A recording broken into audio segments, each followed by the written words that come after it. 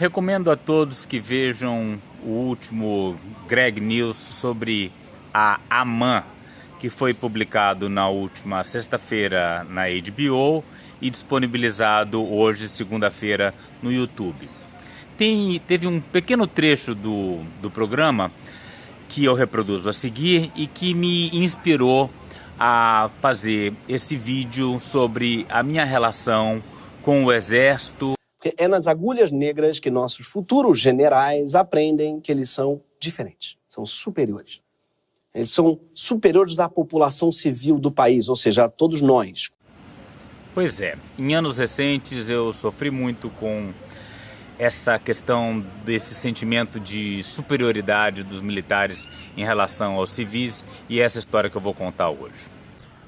Então, desde 2008 que eu moro no meio da floresta amazônica, eu sou professor da Universidade Federal do Pará, em Altamira, e agora eu estou dando um zoom para vermos a nossa Faculdade de Ciências Biológicas.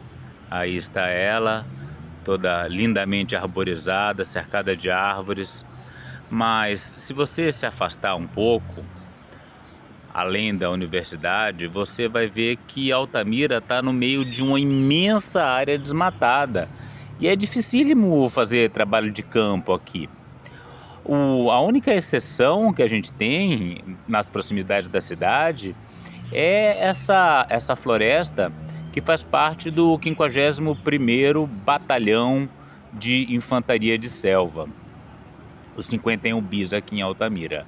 E aqui a gente tem uma imagem da floresta, onde eu desenvolvi parte dos meus trabalhos de pesquisa ecológica, principalmente estudando ecologia de palmeiras aqui na região de Altamira. Foi uma possibilidade muito interessante de trabalho aqui, muito perto da universidade, né? Então é o sonho de todo biólogo. Aí uma foto já antiga minha. Aqui a gente tem uma outra imagem de um aluno junto com 2 castanheiras muito preservadas. E esse aí é o trabalho que nós fizemos, né? Estudamos a transição na distribuição das espécies de palmeira ao longo do gradiente da beira de um igarapé no meio da mata. Aí a figura principal do trabalho que ilustra essa transição aí em abundâncias de palmeira. Mas não é sobre ciência, não é sobre palmeiras que eu vou falar aqui. Vou falar sobre militares. O nosso trabalho de pesquisa começou mais ou menos em 2010, 2011 e no começo foi tudo muito bem, era tudo muito simples e tranquilo. Eu chegava no quartel e passava ali na seção de relações públicas e falava: olha, estamos entrando, eu e meus alunos, e eles só pediam que a gente avisasse na saída, para eles terem certeza que a gente não ficou perdido na mata ou coisa parecida. Isso em 2010, 2011. Com o tempo, a coisa foi mudando. Chegou um momento em que você já não podia mais entrar sozinho, a gente precisava ir acompanhado de um militar, de um soldado, de um cabo. Eu já percebi ali, né, que quanto maior fosse a patente da pessoa que ia nos acompanhar, mais difícil era a relação com ele. O soldado ajudava muito, o cabo menos. Uma vez foi um sargento e foi dificílimo. Mas a questão é que à medida que os anos foram passando, foi se inventando cada vez mais burocracia, cada vez mais dificuldades na relação com os militares. Isso coincidiu com a chegada de Temer e depois ao poder, e depois com Bolsonaro a coisa ficou completamente fora de controle. A gente chegava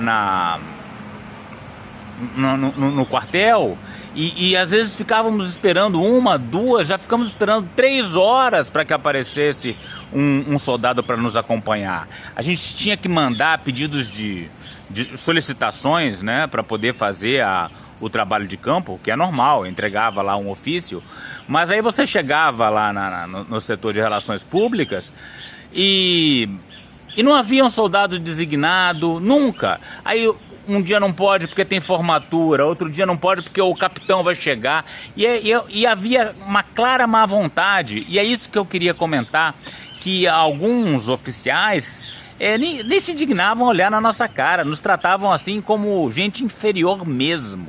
É isso que o Gregório está falando. Falavam, isso aqui são os civis, assim, né? Tinha uns que eram mais simpáticos e solícitos, mas outros nos tratavam com um desprezo absoluto. E independente do fato de você ter mandado um ofício solicitando a autorização para visita, não tinha ninguém para te receber. Às vezes você ficava horas e horas, um nível de desorganização imenso e de má vontade, né?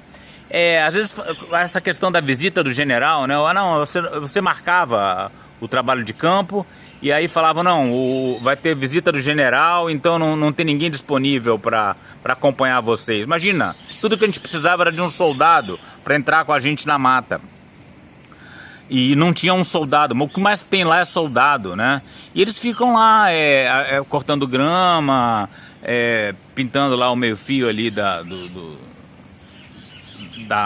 base, e não conseguíamos uma pessoa para nos acompanhar. E isso tomou uma proporção ainda pior ao longo da pandemia. Então, na pandemia foi tudo fechado e por mais que a gente quisesse trabalhar ao ar livre, a gente não podia entrar.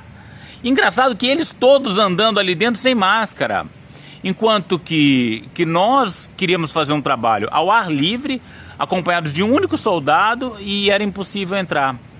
Ou seja, éramos tratados como contaminantes, como cidadão de segunda classe. E o que mais me revoltou foi quando veio a situação pós-eleição do Lula. Porque havia muita preocupação, eles sempre foram muito cautelosos, né? Às vezes falavam, não pode tirar fotografia aqui dentro, porque é área de segurança nacional. Às vezes eu parava com o carro na porta do quartel. Não pode deixar o carro aqui não, aqui é perigoso. Deixa lá longe, porque isso aqui é área de segurança nacional.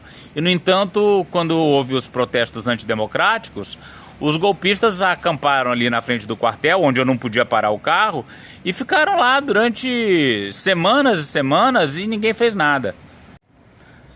Chegou um momento em que as dificuldades burocráticas para se trabalhar naquela mata se tornaram tão grandes que eu praticamente desisti de trabalhar lá.